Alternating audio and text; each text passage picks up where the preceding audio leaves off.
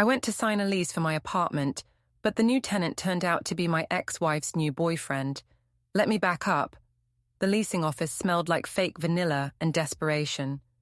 Rain hammered the floor-to-ceiling windows, turning the parking lot outside into a smeared watercolor of brake lights and bad decisions.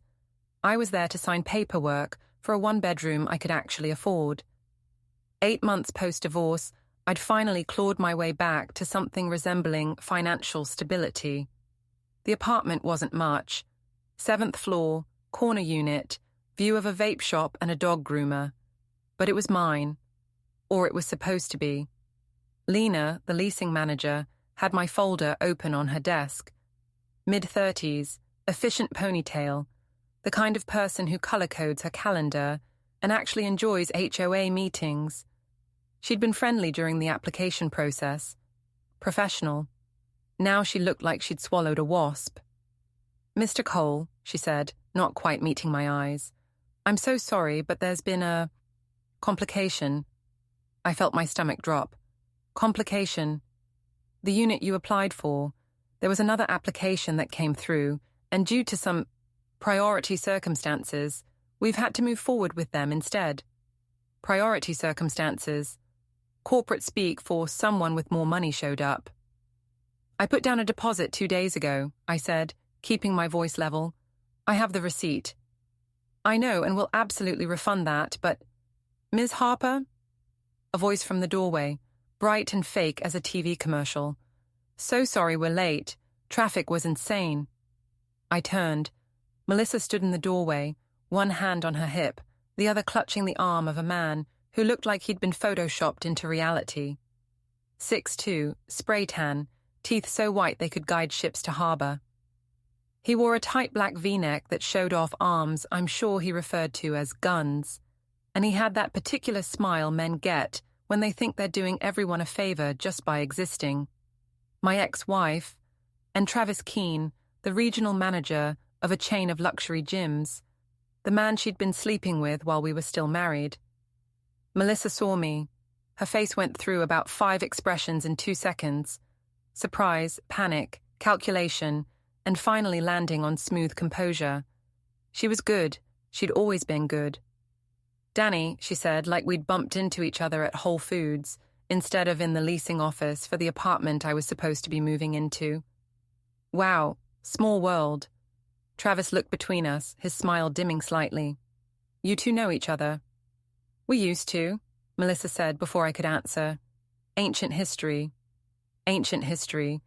We'd signed divorce papers 8 months ago. Before that, we'd been married for 6 years. But sure. Ancient. Lena cleared her throat. "Ms. Harper, if you could just give me a moment with Mr. Cole." "Actually," I said, standing up slowly, "let's all stay. I'd love to hear how this works. I applied for the 1-bedroom. I got approved. I put money down. And now you're telling me what exactly?" Lena's jaw tightened. She shot a glance at Melissa, who gave her a tiny, almost imperceptible smile. The kind of smile that said, "Handle this." "There was an issue with the timeline," Lena said carefully. "When Ms. Harper's application came through, we noticed some overlap in the approval process, and given that she'd expressed interest in this unit previously—" "When did she express interest?" I asked. "Before or after she found out I was approved?" Silence. The rain got louder. Travis stepped forward, putting himself slightly between me and Melissa. Protective, alpha posturing. "Listen, man," he said, voice all reasonable bro. "I'm sure this is frustrating, but we had our application in, and these things happen. Lena here is just doing her job." I looked at him. Really looked at him. He had the kind of face that had never been told no. Probably never been punched either. His hand rested on Melissa's lower back, proprietary. She leaned into him slightly, playing her part. "Your application," I said. "Both of you?" "We're engaged," Melissa said, holding up her left hand. A diamond that probably cost more than my car sat on her ring finger. "We wanted to start fresh somewhere new. Together. Together. In the apartment I'd been approved for. using the deposit I'd already paid. Something hot and sharp twisted in my chest, but I kept my face neutral. "Congratulations," I said. "When's the wedding?" "Spring," Travis said. "Destination, probably Turks and Caicos. You into travel?" He said it like we were buddies, like I wasn't the man whose wife he'd been screwing in cheap hotel rooms while she told me she was at networking events. "Not really," I said. I turned back to Lena. "So you're giving them my apartment?" "It's not—" Lena stopped, regrouped. "Mr. Cole, we can absolutely find you another unit. We have a studio opening up next month." "A studio? It's very well appointed. Great natural light." I laughed. It came out bitter. "Let me guess. You're also putting his name on the lease." I nodded at Travis. Melissa's expression flickered. "Gotcha." "That's standard for couples," Lena said. "Right, couples." I picked up my folder from her desk. Inside were all my application materials. Income verification, background check, reference letters. You know what's funny? I'm a building systems engineer. Security mostly. Cameras, access control, that kind of thing. So I know a little bit about how these buildings work. "That's great," Travis said in a tone that meant he didn't care. "I also know," I continued, looking at Melissa now, "that getting approved for a place like this takes time. Background checks, credit verification, employment confirmation. Usually about a week minimum. How long have you two been engaged?" Melissa's smile didn't move. 3 months. "And when did you apply for this apartment?" "I don't see how that's relevant," she said. "Humor me." She glanced at Lena. "Last week." "Interesting," I said, "because I applied 2 weeks ago, and I only got my approval confirmation 3 days ago. So either this building has the fastest processing time in the state, or—" I let the sentence hang. Travis shifted his weight. "Or what?" I looked back at Lena. "Or someone used my application materials to fast-track theirs." Lena went pale. Melissa didn't. "That's ridiculous," Melissa said, but her voice had an edge now. "Why would I need your materials? I have my own credit, my own income." "Do you?" I asked. "Because last I checked, you were still working as a PR consultant for D-list influencers. And Travis here," I looked at him.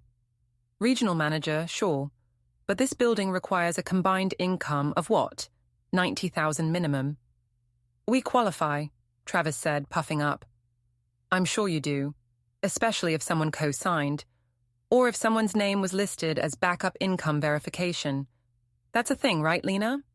Emergency contact/financial guarantor?" Lena said nothing. Melissa stepped forward. She'd dropped the sweet act. Now she looked at me the way she used to look at me near the end of our marriage, like I was a stain she couldn't scrub out. "You need to let this go," she said quietly. "It's pathetic." "What's pathetic?" I said, matching her tone, "is stealing your ex-husband's apartment after you already took everything else." "I didn't take anything. The judge gave you the condo, the nice one, the one we bought together, the one I made the down payment on while you were still building your little Instagram empire." Her face flushed. "That's not— You kept the furniture too, including the bed. You remember the bed, Mel? The one we picked out at that overpriced place in the design district. California King, memory foam, that weird Scandinavian frame you insisted on." Travis looked confused. "What does this have to—" "I'm just wondering," I said, keeping my eyes on Melissa, "if you told him you bought that bed. Or if you mentioned I'm still making payments on it." The room went very, very quiet. Melissa's jaw tightened. "You're being dramatic." "Am I? Because I'm pretty sure there's still $4,000 left on that credit account, the one that's in my name, the one you used to furnish the place you're now living in with him." Travis turned to her. "You said you bought that stuff." "I did," Melissa said quickly. "It's complicated. Divorce finances." "It's not complicated," I said. "She used my credit while we were still married. And technically, legally, that bed is still half mine." I smiled at Travis. It wasn't a nice smile. "So congratulations on the engagement." Hope you enjoy sleeping on my mattress. Travis's face went red. He stepped toward me, and I saw his hand curl into a fist. Lena stood up fast. Gentlemen, please. I didn't move.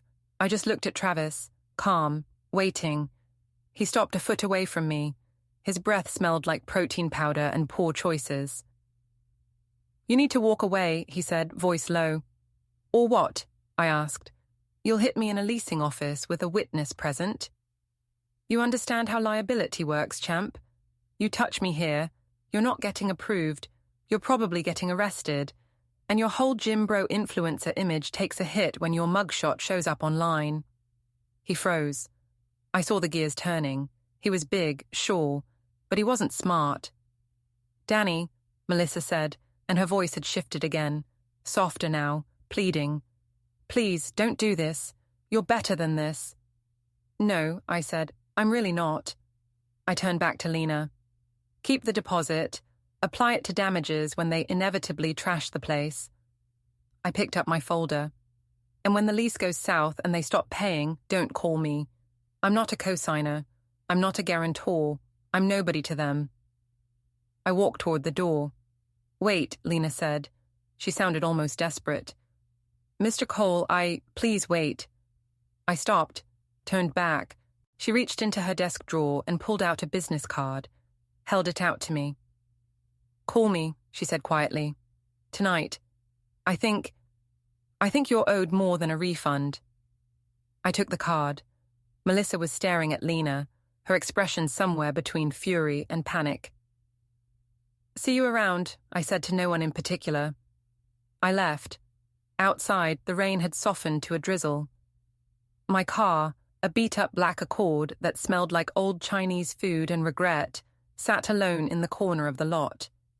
I got in, closed the door, and sat there for a minute, hands on the steering wheel. My phone buzzed. A text from my buddy Jake. How'd the lease signing go? I typed back, I'll tell you later. I looked at Lena's card, plain white, professional. Her cell number was handwritten on the back. I thought about Melissa's face when I mentioned the bed, the way Travis's confidence had cracked just a little when I pointed out the consequences of throwing a punch. I thought about how, 8 months ago, I'd signed the divorce papers in a conference room that smelled like stale coffee, while Melissa's lawyer talked about equitable distribution and no-fault dissolution. I thought about the night I found the texts on her phone, the ones to Travis, full of heart emojis and plans to meet at some mid-tier hotel near the airport. The ones that called me safe and boring and a placeholder until I figure out what I really want. Starter husband. That's what she'd called me to her friends. I'd heard it through the bathroom door at a party 2 months before I filed. She didn't know I was there. She was laughing. I started the engine. I wasn't done, not even close. Before we go any further, hit the hype button, take a second to subscribe, and like the video. It really helps the channel grow. And tell us in the comments, what would you do in this situation? The bar was called The Anchor, which was nautical-themed irony in a city that used to build ships and now mostly built overpriced loft apartments. It sat 2 blocks from the waterfront, wedged between a closed-down tackle shop and a vape store with a purple LED sign. Inside, it smelled like fried food and spilled beer, and the jukebox in the corner played the kind of classic rock that made middle-aged men feel young and dangerous again. Lena was already there when I arrived, sitting in a booth near the back. She'd changed out of her work clothes into jeans and a sweater, hair down now instead of pulled back. She looked tired. She looked angry. Thanks for meeting me, she said as I slid into the booth across from her. Thanks for the card, I said. A waitress came over, bored, and we both ordered beer. When she left, Lena leaned forward, hands folded on the table. I need to show you something, she said. But first, I need to know, are you the kind of person who's going to make this worse, or are you the kind who's going to make this right? I don't know what right looks like anymore, I said honestly. She studied me for a second, then pulled a manila folder out of her bag, set it on the table between us. 6 days ago, she said, Melissa Harper came into my office, alone, no Travis. She said she was interested in leasing a unit in our building. She was very specific about which one she wanted. The one I applied for. Yes, but here's the thing. At that point, your application was still in underwriting, pending approval. There's no way she could have known which unit you were going for unless someone told her. I frowned. Who would have told her? That's what I asked myself. And then I went through our inquiry logs. She opened the folder and pulled out a printout. 3 weeks ago, someone called our main office asking about available units. They used your name, said they were calling on behalf of Daniel Cole to confirm application status. I never made that call. I know, because the number that called, it's registered to a local PR firm. Guess who runs it? I stared at the printout. Melissa. She called pretending to be you, got information about your application status, and then swooped in with her own application the second yours was approved. She used your income verification and background check as a reference template. Technically legal, since you were married, and some of those documents overlapped. But ethically, it's garbage. The waitress brought our beers. I drank half of mine in one go. Why are you telling me this? I asked. Because 3 hours ago Melissa called me. She wanted to make sure you weren't going to cause problems. She offered me $500 to lose your application paperwork. Jesus. I didn't take it, but she also said something else. She said if I helped you in any way, she'd make sure to leave 1-star reviews on every platform we use, claim discrimination, and make my life hell. And you know what? She probably could. She's got 15,000 Instagram followers and a network of influencer clients who live to weaponize cancel culture. So why help me? Because I'm tired of people like her, Lena said simply. I've worked in property management for 8 years. I've seen every kind of scam, every kind of entitled narcissist who thinks rules don't apply to them. But her, she's something else. She walked into my office today with that guy, Travis, and she treated my assistant like a servant. Called her sweetheart in that condescending way, asked if we could make an exception on the pet deposit because her dog is basically emotional support. She made air quotes with her fingers. She's poison, and I don't want her in my building. I leaned back against the vinyl booth. So, what do you want me to do? Lena slid another piece of paper across the table. This is a copy of their lease application. Look at the income section. I looked. Melissa's income was listed at $62,000 annually. Travis's was listed at $58,000. That's $120,000 combined, I said. Enough to qualify. Barely. But look at the employment verification for Travis. It's signed by his boss at the gym chain. I called that number this morning to confirm. Guess what? The guy who signed it, he got fired 2 months ago. And Travis isn't a regional manager anymore. He got demoted to assistant manager after some HR complaint about inappropriate conduct with a female employee. I looked up. So he lied on the application. Technically, the information was accurate when it was submitted, but it's not accurate now. And if the building finds out he falsified employment status, it's grounds for lease termination. Does Melissa know? I doubt it. I don't think Travis told her. I stared at the paper. My mind was already turning, gears clicking into place. You said you wanted to know if I'd make this right, I said slowly. What does right look like to you? Lena leaned back and crossed her arms. Honestly, I just want her out of my building before she moves in. But I can't do that without cause. I need a legitimate reason. And if I gave you one, she met my eyes, then I'd owe you a favor. I thought about it, about Melissa's face in the leasing office, the smug smile, the way she'd touched Travis's chest, performative intimacy designed to show me she'd moved on, she'd won, she was happy. I thought about the bed, the credit card statement I'd opened last month showing another $200 charge to that furniture store. For what? Decorative pillows, a throw blanket, more props for her perfect life. I finished my beer. Okay, I said. I'm in. In for what? Helping you find cause. Lena didn't smile, but something shifted in her expression. Something that looked like satisfaction. Good, she said, because I already have an idea. The building was called the River Mark, which was a stupid name for a place that was nowhere near the actual river. It was one of those luxury industrial loft conversions. Exposed ductwork, polished concrete floors, floor-to-ceiling windows that made you feel like you were living in an aquarium. The kind of place where every unit came with stainless steel appliances and a rent that made you reevaluate your life choices. I knew the building well. I'd done contract work there 2 years ago, installing security systems for the initial tenant rollout. Cameras in the hallways, keycard access for the parking garage, motion sensors in the stairwells. I knew where every camera was. More importantly, I knew where the blind spots were. At 11 p.m. on a Wednesday, the parking garage was mostly empty. Lena had texted me earlier with one crucial piece of information. Travis's car was a matte black BMW X5 with vanity plates that said LV Drateley. It was parked on the second level, near the elevator. Prime spot, reserved for residents. Except Travis wasn't a resident yet. He was still in the approved pending lease signing phase, which meant that car had no business being in a reserved spot. I grabbed my work bag from the trunk and headed down the stairwell. The door to the second level opened with a soft hydraulic hiss.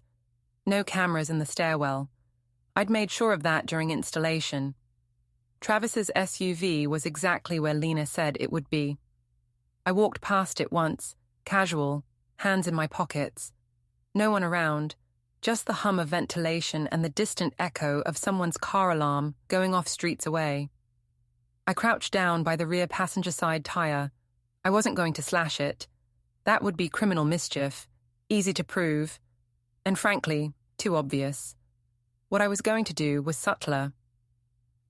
I pulled a small valve core removal tool from my bag, the kind you can buy at any auto shop for $6. I unscrewed the valve cap from the tire, inserted the tool, and twisted gently until the valve core came free. Air started hissing out immediately, soft and steady. I repeated the process on the other 3 tires. Then I replaced all 4 valve caps with cheap metal ones I'd bought specifically for this. The kind that strip the threads on the valve stem if you try to remove them. So when Travis tried to refill his tires, he'd find out he couldn't without replacing the entire valve stem, which meant a tow truck, which meant a mechanic, which meant at least $400 in repairs. Petty? Sure, but effective. I stood up, dusted off my hands, and reached into my bag for the second part of the plan. Melissa's Instagram was public. I'd scrolled through it earlier, hating myself a little, and found exactly what I needed. A post from 3 weeks ago where she was promoting some kind of collagen protein powder. Strawberry vanilla flavor. The brand had sent her a massive tub of it, and she'd posed with it in her kitchen, all white countertops and natural light, caption reading, "Fuel your glow from within." I'd bought the same powder that afternoon. 2 tubs. Now I popped the hood of Travis's SUV, easy because luxury cars never lock the hood latch properly, and located the cabin air filter.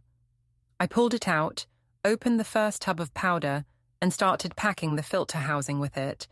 Strawberry vanilla protein dust, thick and sticky, coating every surface.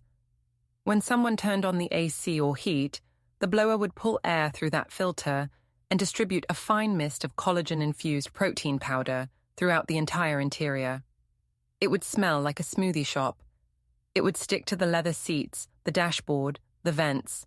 It would be a nightmare to clean. I replaced the filter, closed the hood, and stepped back. That's when I heard the elevator ding. I froze. Footsteps, heavy, confident, male. I turned slowly. Travis Keene walked out of the elevator, gym bag slung over one shoulder, phone in his other hand. He was wearing joggers and a tank top that showed off arms I'm sure he'd spent 3 hours in the gym sculpting. He looked up from his phone, saw me standing next to his car and stopped. For a second, neither of us moved. Then his face shifted from confusion to recognition to anger. "The hell are you doing?" he said, voice echoing off the concrete. I straightened up, closed my bag. "Just leaving." "That's my car." "I know." He dropped the gym bag, took a step toward me. "You touch it?" "Nope." "Bullshit." He walked over, circling the SUV, checking for scratches, dents, anything. He crouched down by the rear tire. Noticed it was flat, his head snapped up. Your tire's flat," I said. "That's unfortunate." He stood slowly, and I saw his hands curl into fists. "You slashed my tire." "I didn't touch your tire." "Then why are you here?" "I'm a contractor. I do work in this building." "At 11 at night." "Security systems don't sleep." He stepped closer. We were maybe 3 feet apart now. He had 2 inches and 30 pounds on me, and he knew it. "Listen to me very carefully," he said, voice low and tight. "You need to stay away from me. Stay away from Melissa. You lost. She moved on. Deal with it." "Moved on," I repeated. Interesting way to describe stealing my apartment. "She didn't steal anything. You're just bitter." "Am I?" I tilted my head. "Tell me something, Travis. How long were you two together before the divorce?" His jaw tightened. "That's none of your business." "I'm just curious, because I remember finding texts between you two dated about 6 months before I filed, which would mean you were screwing my wife while I was still married to her." "That's not moving on." "That's just regular cheating." You didn't what? Sleep together?" "I've seen the texts, man. Can't wait to feel you again." "Last night was incredible." "He doesn't make me feel the way you do." "Sound familiar?" His face went red. "You're obsessed." "I'm accurate." He shoved me. Hard. My back hit the concrete pillar behind me, and for a second the wind got knocked out of me. But I didn't shove back. I just stood there, catching my breath, looking at him. "Feel better?" I asked. He shoved me again, this time harder, and my head snapped back against the pillar. Pain flared at the base of my skull. I heard a camera swivel, the security camera on the far wall, the one covering the elevator entrance. It wasn't pointed at us. This spot was a blind zone, but the movement was enough to remind me where I was, what I was doing. I smiled. "You know what's funny?" I said, voice calm.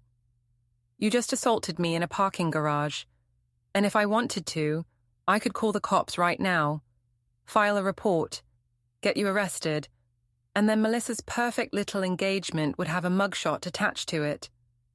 "You won't," he said, but his voice wavered. "You're right, I won't, because I don't need cops. I've got something better." "Yeah? What's that?"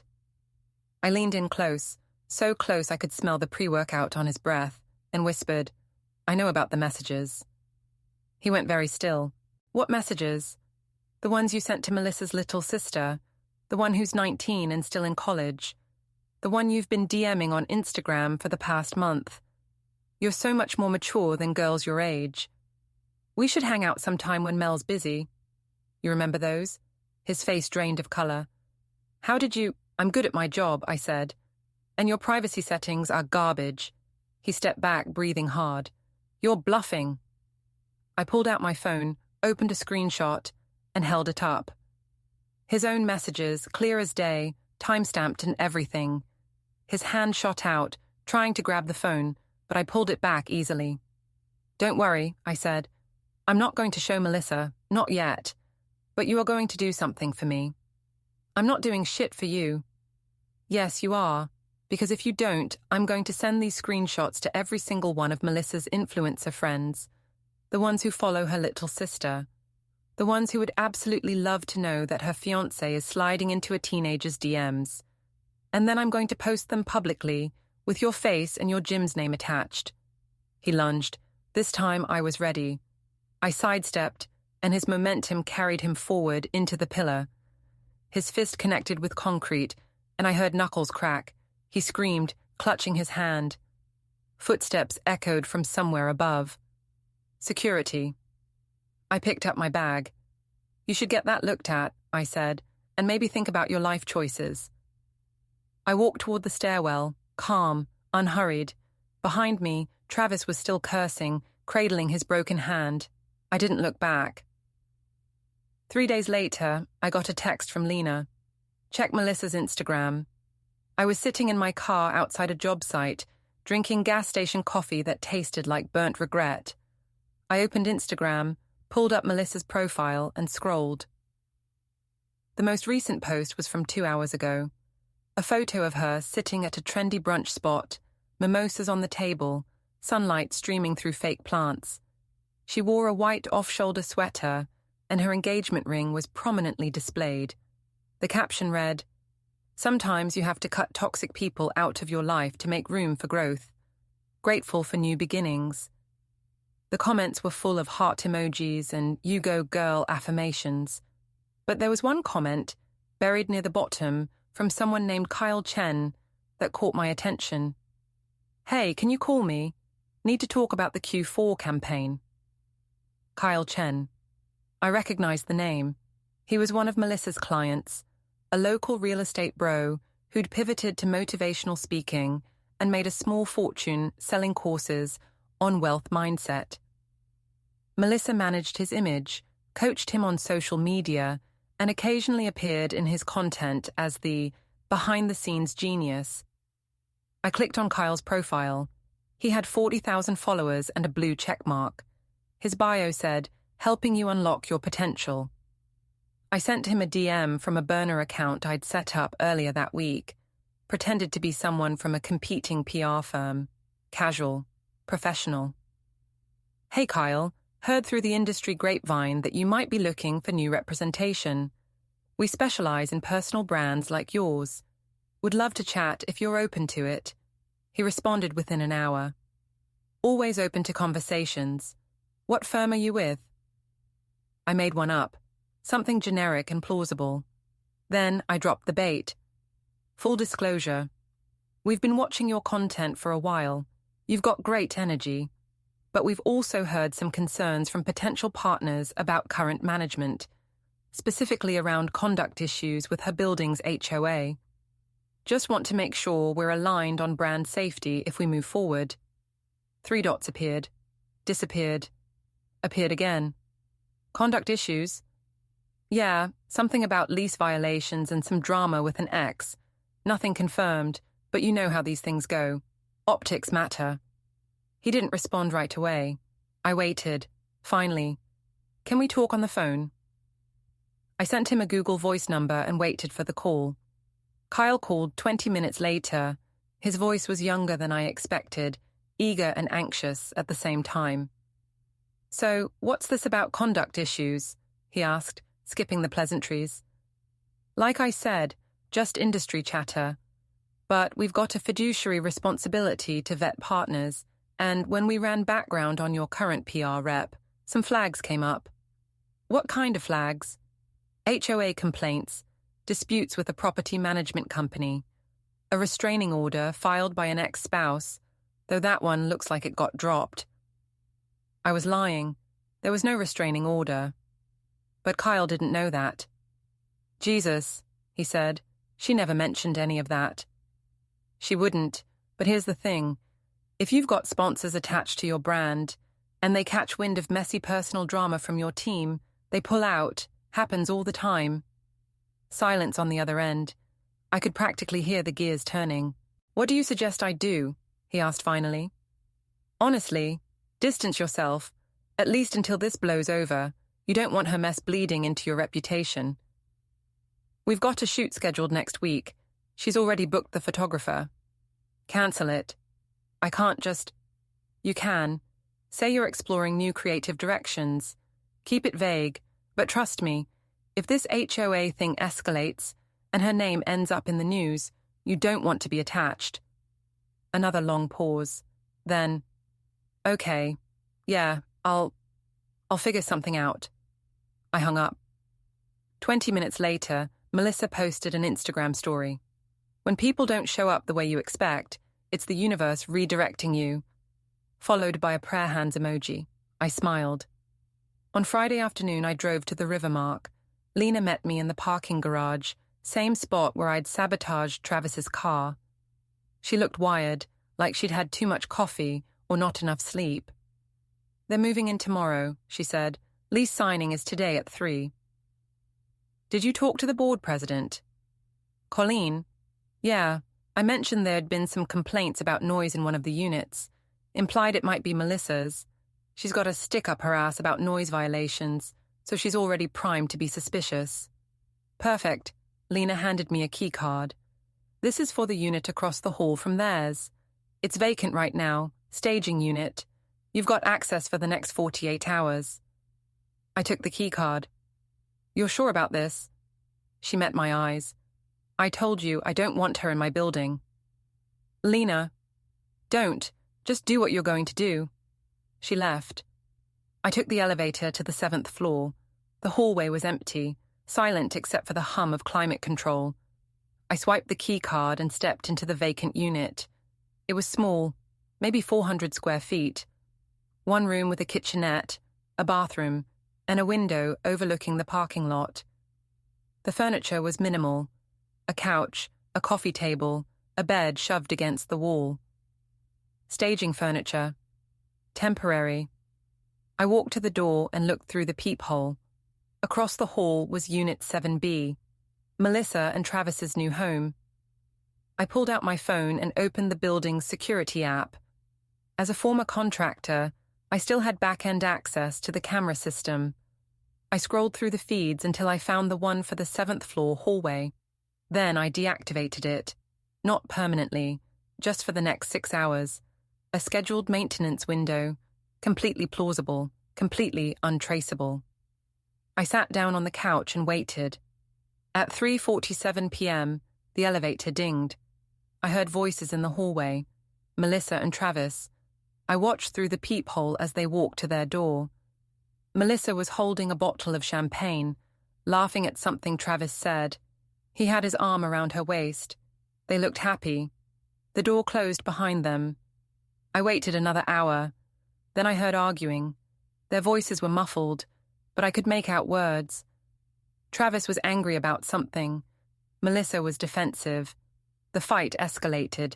Something slammed, maybe a door, maybe a hand against a wall. Then silence. At 6 p.m., I left the unit, locked the door behind me, and took the stairs down to the parking garage. Travis's SUV was still there, now sitting on 4 flat tires. He hadn't gotten it fixed yet. Probably couldn't afford the tow.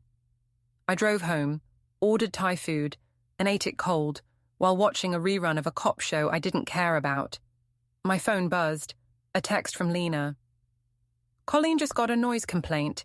Loud argument in 7B. She's pissed." I texted back. "Good." The brunch place was called Bloom, and it was exactly the kind of place Melissa loved. Exposed brick, hanging plants, reclaimed wood tables, and a menu that charged $18 for avocado toast. The kind of place where people took pictures of their food and posted them with captions like, "Nourishing my body and soul." I sat 2 tables away, hood up, sunglasses on, nursing a black coffee and a bowl of overpriced oatmeal. Lena was at the bar, scrolling through her phone, pretending she didn't know me. Melissa arrived at 10:30, flanked by 2 women I recognized from her Instagram. Both were influencers in their own right, the kind of people who monetized their lives and called it authenticity. One had a YouTube channel about minimalism. The other sold skincare on TikTok. They ordered bottomless mimosas and started talking immediately, voices loud enough to carry. "So, the lease is signed?" the minimalist asked. "Finally," Melissa said. "It took forever, but we're in." "How's Travis handling it?" Melissa's smile faltered. "He's adjusting." "Adjusting?" "The building has a lot of rules. HOA stuff. He's not used to it." The skincare girl leaned in. "Is everything okay with you too?" Melissa hesitated, just for a second. Then she forced a smile. "Of course. Why wouldn't it be?" I don't know. You just seem stressed. I'm not stressed. I'm busy. There's a difference. Her phone buzzed. She glanced at it, and her face went pale. What? The minimalist asked. It's Kyle, Melissa said quietly. He's cancelling the shoot. What? Why? He says he's exploring new creative directions, which is code for I'm firing you. No way. He's my biggest client, Melissa said, voice tight. If I lose him, I lose his referrals. I lose half my income. The table went quiet. Then the skincare girl said, Wait, is this about that thing with your ex? Melissa's head snapped up. What thing? I heard something. One of my mutuals said there was drama with your building. Something about a noise complaint? That's ridiculous, Melissa said, but her voice was shaking now. Are you sure? Because I also heard... She paused, glancing at the minimalist, who looked uncomfortable. Never mind. What? Nothing. Forget it. Tell me. The skincare girl sighed. Someone said Travis was DMing younger girls on Instagram. Like, really young. Is that true? Melissa's face flushed. Who told you that? I don't remember. It was just something I heard. From who? Does it matter? Yes, it matters, because it's not true. Travis would never... Mel, the minimalist interrupted gently. Are you sure? Melissa stood up so fast her chair scraped against the floor. I need to make a call. She walked outside. I watched her through the window. She was pacing, phone pressed to her ear, face twisted in anger. 2 minutes later, Travis walked into the brunch place. He looked rough, unshaven, eyes red, wearing a wrinkled t-shirt. He spotted Melissa's friends and walked over.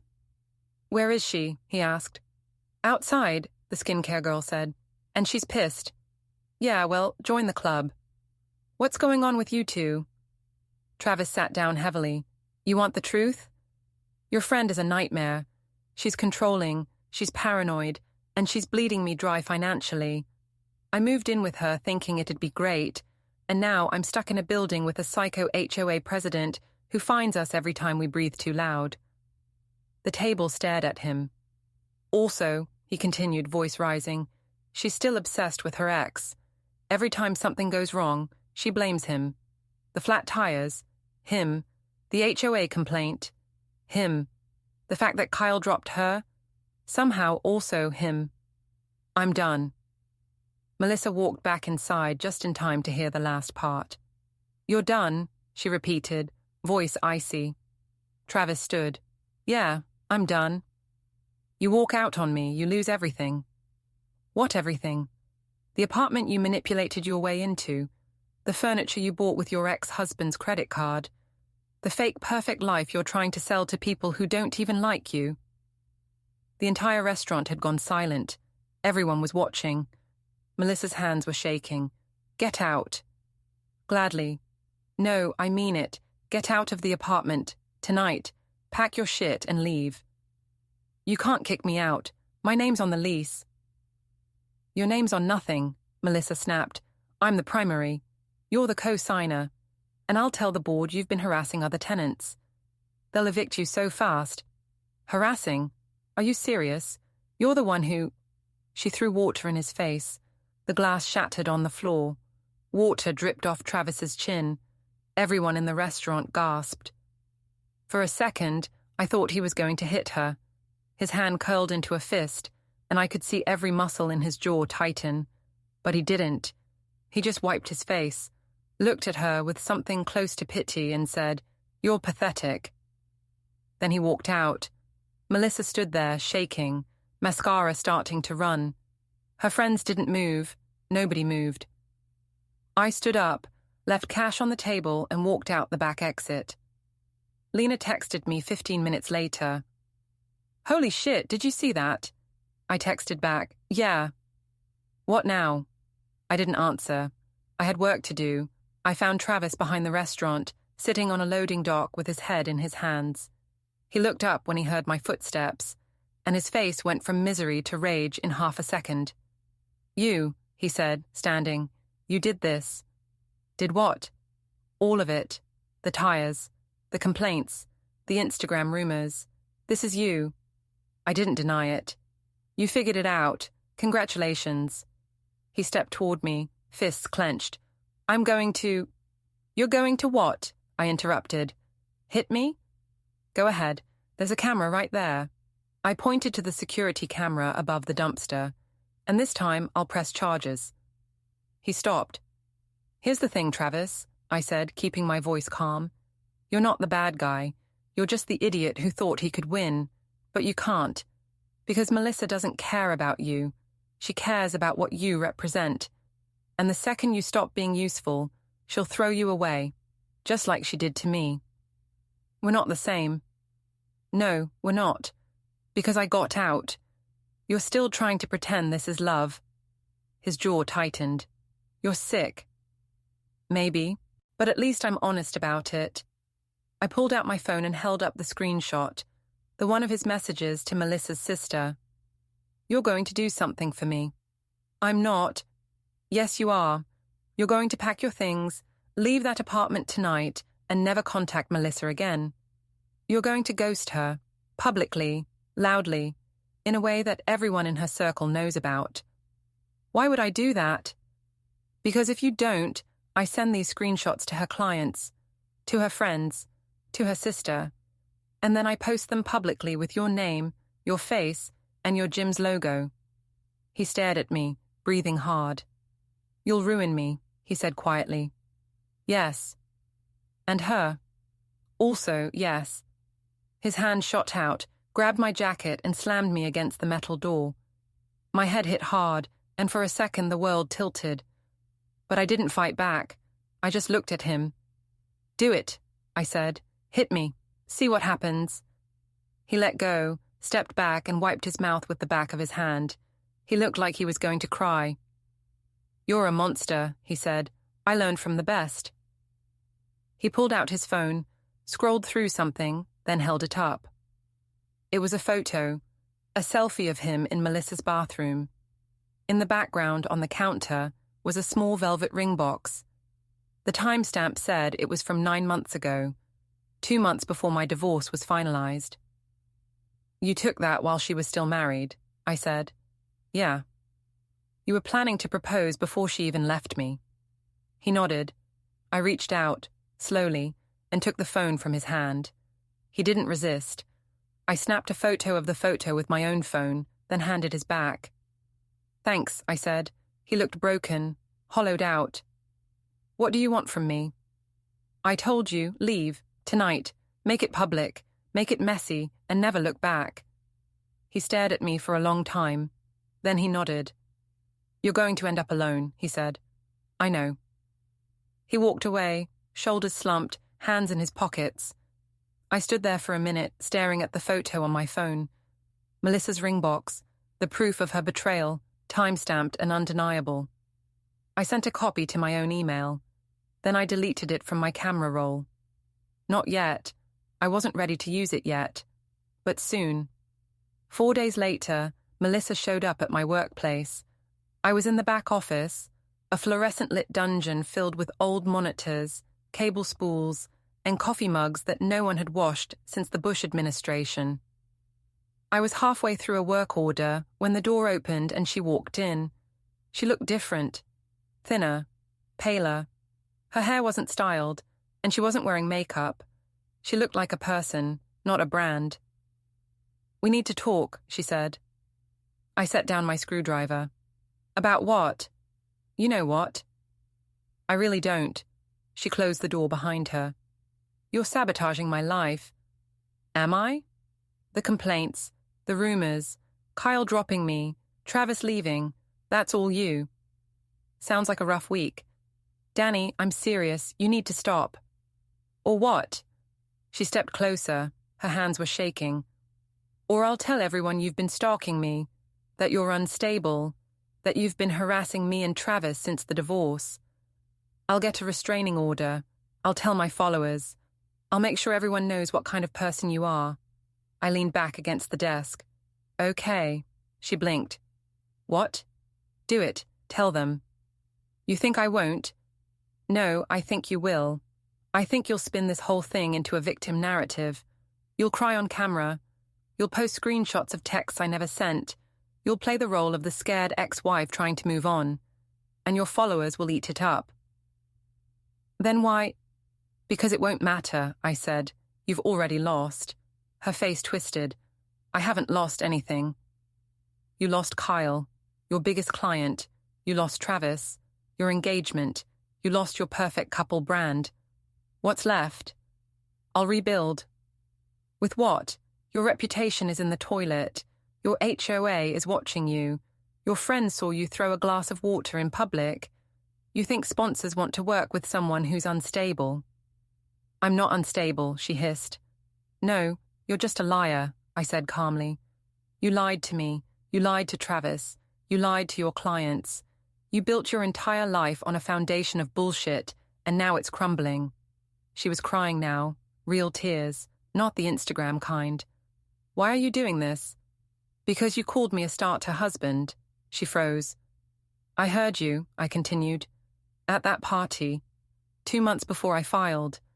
You were in the bathroom with your friends, laughing. You said I was safe, boring, a placeholder until you figured out what you really wanted. And then you married me anyway, took my money, took my credit, took everything I gave you and built a life with someone else. Danny, you humiliated me, so now I'm returning the favor. She wiped her eyes. This isn't fair. Fair? I laughed. It came out bitter. You want to talk about fair? You cheated on me. You stole my apartment. You tried to frame me as a co-signer so your boyfriend could live rent-free. You used me, Mel. And you didn't even have the decency to hide it well. I didn't mean... Yes, you did. You meant every second of it. And now you're paying the price. She looked at me like she was seeing me for the first time. You've changed. Yeah, I have. You used to be kind. And you used to pretend to love me. Guess we're both liars now. She turned to leave, then stopped at the door. You should know, she said quietly, I already moved into that apartment, across the hall from you. I smiled. I know. Her eyes widened. What? I'm your neighbor now, Mel. Didn't Lena tell you? You... what? I signed a lease, a month-to-month, totally legal, totally above board, and now I get to watch you every single day. She went pale. That's insane. No, that's balance. She left without another word. I sat there for a minute, staring at the closed door, and felt nothing. That night, Colleen Avery, the condo board president, showed up at Melissa's door with a building inspector. I watched through the peephole of my unit as they knocked. Melissa answered, confused, and Colleen launched into a speech about routine compliance checks and anonymous tips regarding lease violations. He walked through the apartment methodically, checking outlets, measuring noise levels, inspecting modifications. He found the heavy bag Travis had installed, drilled directly into a structural beam without board approval. He found the ring light and tripod set up in the bedroom. Professional filming equipment in a residential unit, which violated the building's commercial use clause. He found Travis's stuff still in the closet, proof of an unapproved cohabitant. Colleen made notes on a tablet. Melissa tried to explain, but Colleen cut her off with the kind of icy politeness only HOA tyrants can muster. You'll receive a formal notice of violations within 48 hours, Colleen said. Each violation carries a fine. Continued violations may result in lease termination proceedings. Melissa's face crumbled. You can't... I can, Ms. Harper, and I will. This building has standards. They left. Melissa stood in her doorway, staring at nothing. I stepped into the hallway. She didn't notice me at first. When she did, her expression shifted to something between fury and despair. You did this, she said. Did what? The inspection, the complaints, all of it. I didn't do anything. I'm just a tenant. You're a psychopath. Maybe, but I'm a psychopath with a lease. She slammed her door. I went back into my unit, sat on the couch, and listened as she started crying on the other side of the wall. I didn't feel guilty. I felt nothing. 2 nights later, Melissa came to my apartment. It was late, past 11. I heard a soft knock and opened the door to find her standing there in sweatpants and a hoodie, no makeup, hair pulled back in a messy ponytail. She looked exhausted. "Can I come in?" she asked. I stepped aside. She walked in slowly, looking around. The unit was small and bare. I hadn't bothered decorating. It was just a place to sleep and watch. "You really live here?" she asked. "For now." She sat on the couch, arms wrapped around herself. "I don't know what to do." "About what?" "Everything. Kyle won't return my calls. Travis is gone. The board is fining me for things I didn't even know were violations. I'm losing clients. I'm losing money. I'm losing everything." "Welcome to the club." She looked up at me, eyes red. "I'm sorry." "For what?" "For cheating. For lying. For everything." I sat down in the chair across from her. "Are you sorry? Or are you just sorry you got caught?" "Both," she admitted. "At least you're honest now." She laughed bitterly. "What do you want from me, Danny? What will it take for you to stop?" "I want you to understand what you did." "I know what I did." "No, you don't. You think this is about revenge. It's not. It's about consequences. You used me. You stole from me. You humiliated me. And you did it all with a smile on your face because you thought I was too weak to fight back." "You were never weak." "Then why did you treat me like I was?" She didn't have an answer. "I gave you everything," I continued. "I paid for the condo. I paid for the furniture. I worked 60-hour weeks so you could build your brand. And you repaid me by sleeping with a gym bro and calling me a starter husband. I never meant—" "Yes, you did. You meant every word. And now you're here, in my apartment, begging me to stop." "But here's the thing, Mel. I'm not going to stop. Not until you've lost as much as I did." She stood up. "You're sick."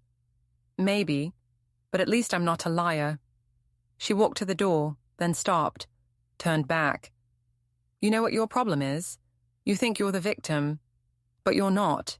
You're the villain. And one day you're going to wake up and realize you destroyed the only person who ever loved you." "You never loved me," I said quietly. "You loved what I could give you." She left. I locked the door, sat down, and waited. The next morning, Melissa tried something desperate. She called the police and reported me for harassment. 2 officers showed up at my door around noon. I let them in, cooperative and calm. They asked questions. I answered honestly. I showed them my lease, proving I lived there legally. I showed them texts from Lena confirming I'd been approved as a tenant. I explained that Melissa and I were divorced, that we lived across the hall from each other by coincidence, and that I hadn't contacted her or threatened her in any way. One officer, a woman in her 40s with sharp eyes, asked, "Has she contacted you?" "Yes," I said. "She came to my apartment last night."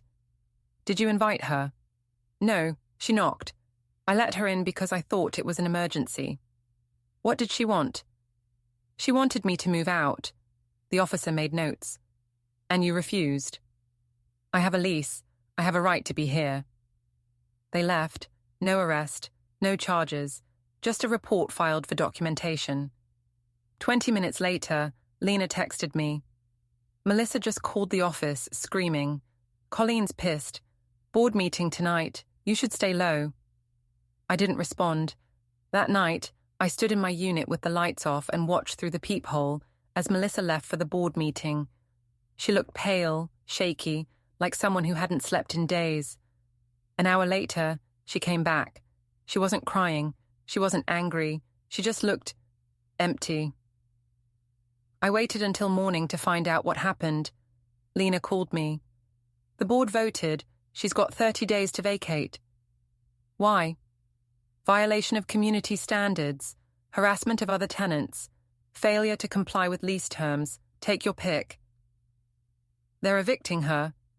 "Technically, they're choosing not to renew her lease, but yeah, she's out."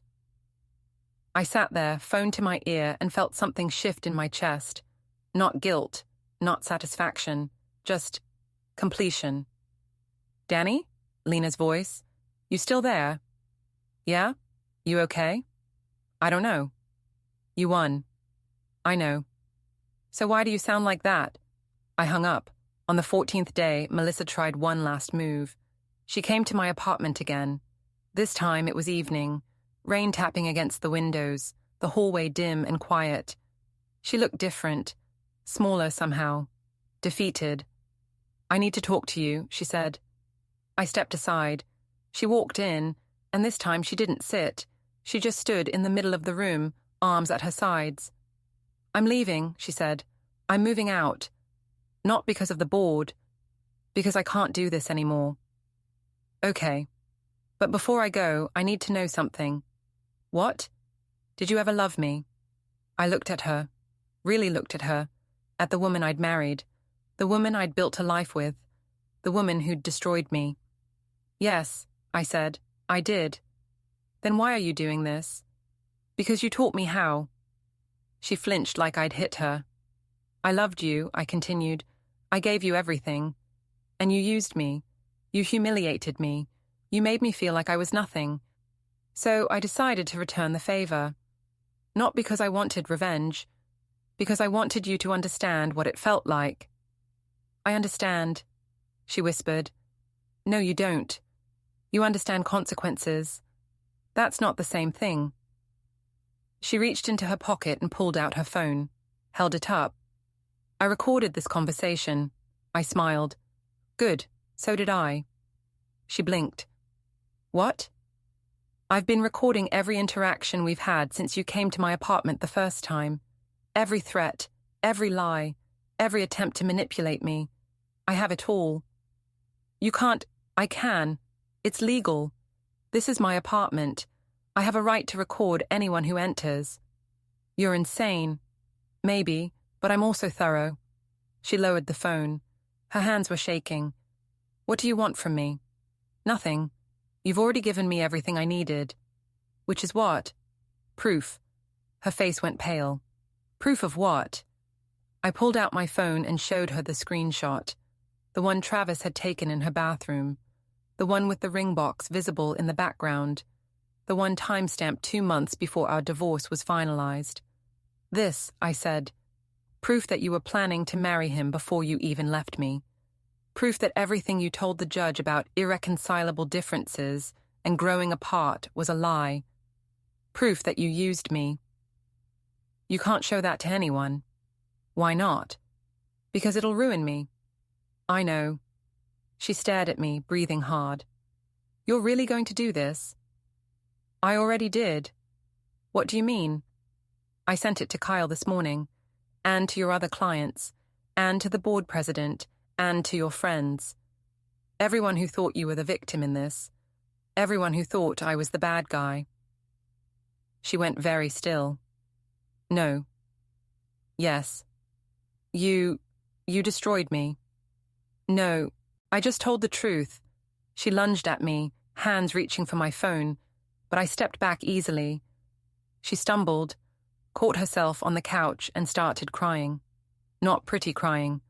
Ugly, broken, gasping sobs. I stood there and watched. I hate you, she said through tears. I know. You ruined my life. You ruined mine first. She looked up at me, mascara streaking down her face. I hope you're happy. I'm not, I said, but I'm satisfied. She left, didn't slam the door, just walked out quietly, like a ghost. I locked the door, sat down on the couch, and stared at the wall. My phone buzzed, a text from Lena. It's done. She's moving out tomorrow morning. I didn't respond. The next day, I saw moving trucks outside. I stood at my window and watched as Melissa loaded boxes into a U-Haul. She was alone. No friends, no Travis. Just her, carrying her life out one trip at a time. At one point, she stopped and looked up at my window. I don't know if she could see me through the glass, but she stared for a long moment before going back to work. By evening, the truck was gone. The apartment across the hall was empty. I walked over and looked through the open door. The place was stripped bare. No furniture, no photos, just blank walls and the faint smell of cleaning supplies. Colleen appeared behind me. She left 2 hours ago, she said. Didn't even fight the move-out inspection. Where'd she go? No idea. Didn't leave a forwarding address. Okay. Colleen looked at me curiously. You two have history. Something like that. Well, she's gone now. Building's better off without her. She walked away. I stood there for a minute, staring at the empty apartment, then went back to my own unit. That night, I couldn't sleep. I kept thinking about Melissa's face when I showed her the screenshot, the way her expression crumbled, the way she looked at me like I was a stranger. Maybe I was. I got up, made coffee, and sat in the dark. My phone buzzed. A text from an unknown number. I hope it was worth it. I didn't respond. 3 days later, I was leaving the building when I saw Travis in the parking garage. He was sitting in his SUV, windows fogged, engine running. I walked past, pretending I didn't see him, but he got out and called after me. Hey. I stopped, turned. He looked rough, thinner, older somehow. I just wanted to say, he started, then stopped, shook his head. Never mind. What? You won, congratulations. I didn't win anything. Yeah, you did. You destroyed her, completely. She's gone. No apartment, no clients, no friends. You did that. She did that to herself. Bullshit. You orchestrated the whole thing. So what if I did? She deserved it. He laughed bitterly. Maybe. But you know what? You're going to end up alone. Just like her, because nobody's going to want to be around someone who's capable of what you did. I'm okay with that. He stared at me, then shook his head. You're broken, man. I know. He got back in his car and drove away. I stood there for a minute, then went to my own car and sat behind the wheel. He was right. I was broken, but I was also free. I started the engine and drove. A week later, I saw Melissa one last time. It was late, raining, and I was walking back to my apartment from a job site. I saw her standing outside a bus stop, no umbrella, soaked through. She didn't see me at first. I could have walked past, should have walked past, but I stopped. Mel. She looked up, and for a second I saw something flicker in her eyes. Fear, maybe, or just exhaustion. What do you want? She asked. Nothing, Are you okay? She laughed. It was a hollow sound. Do I look okay? No. Then there's your answer. Where are you staying? Why do you care? I don't know. She wiped rain from her face. I'm staying with a friend, temporarily, until I figure things out. Okay. That's it? That's all you have to say? I didn't know what to say, so I said nothing. She shook her head. You know what the worst part is? I actually thought you'd feel guilty. I thought you'd see what you did and realize you went too far. But you don't, do you? You don't feel anything. I feel plenty. Yeah? Like what? Like I'm tired. That's not an emotion, Danny. That's an excuse. The bus pulled up. She got on without looking back. I stood there in the rain, watching it drive away. That night, I went to the Anchor and sat at the bar. Lena showed up 20 minutes later. She ordered a beer and sat next to me without saying anything for a while. Finally, she asked, You okay? I don't know. You got what you wanted. Did I? Didn't you? I didn't answer. She sipped her beer. You know what I think? I think you're not a villain. You're just someone who got hurt and decided to hurt back. That doesn't make you evil. It makes you human. Human? I repeated. Yeah, flawed, angry, broken, human. What if I liked it? I asked quietly. Liked what? Hurting her, watching her fall apart. What if part of me enjoyed it? Lena was quiet for a long moment. Then she said, Then you deal with that. But you don't get to pretend it didn't happen. And you don't get to pretend you're the hero. I'm not the hero. Good. Because heroes don't do what you did. What did I do? You made her feel what you felt. And that's not justice. That's just cruelty. I finished my beer. Maybe. There's no maybe about it. I paid the tab and left.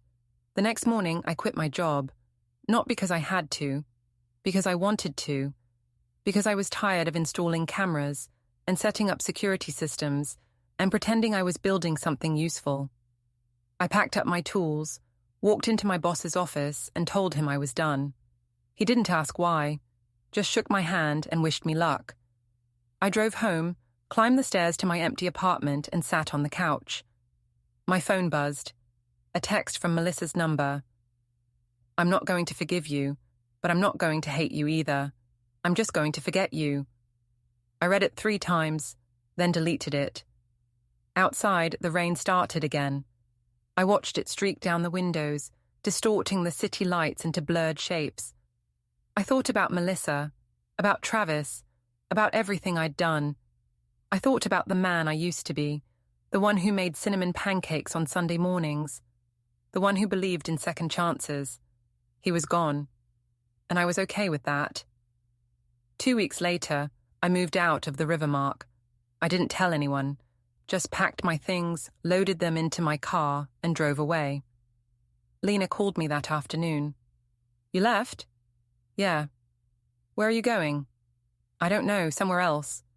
Danny, thanks for everything, Lena, I mean it. You're not okay. I know. What are you going to do? Figure it out. I hung up. I drove for hours, no destination, just moving. The city fell away behind me, replaced by highways and empty fields, and the kind of landscape that makes you feel small. Somewhere around midnight, I pulled into a motel parking lot. Cheap place, flickering neon sign, the kind of place where people go to disappear. I checked in, climbed into a bed that smelled like bleach and regret, and stared at the ceiling. I thought about calling Melissa, apologizing, trying to fix what I'd broken, but I didn't, because it wasn't fixable, and I wasn't sorry. I closed my eyes and let the darkness take me. The final confrontation happened on a cold night at the loading dock behind the Rivermark. I'd gone back one last time to pick up a tool I'd left behind. The building was quiet, most tenants already asleep. I was heading to my car when I heard footsteps. Melissa. She was standing by the dumpsters, arms wrapped around herself, breath visible in the cold air. I knew you'd come back, she said. I'm just getting my stuff. Bullshit. You came back because you wanted to see me. Think what you want. She stepped closer. I need you to know something. What?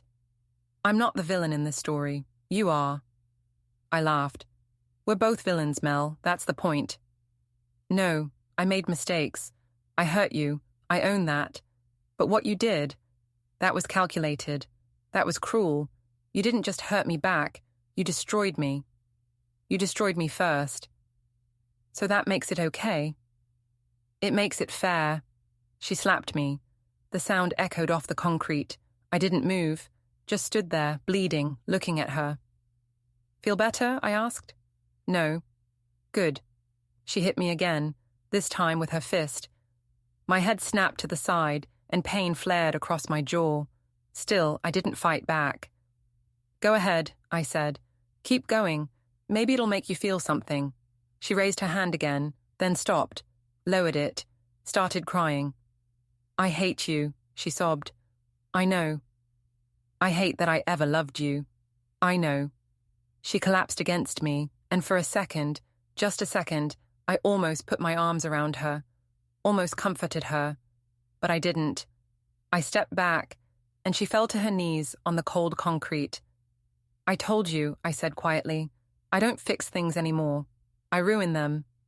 You're a monster, she whispered. I learned from the best. I turned and walked away. Behind me, I heard her crying, but I didn't stop. In the rearview mirror, I saw her standing in the loading dock, alone, silhouetted against the harsh yellow light.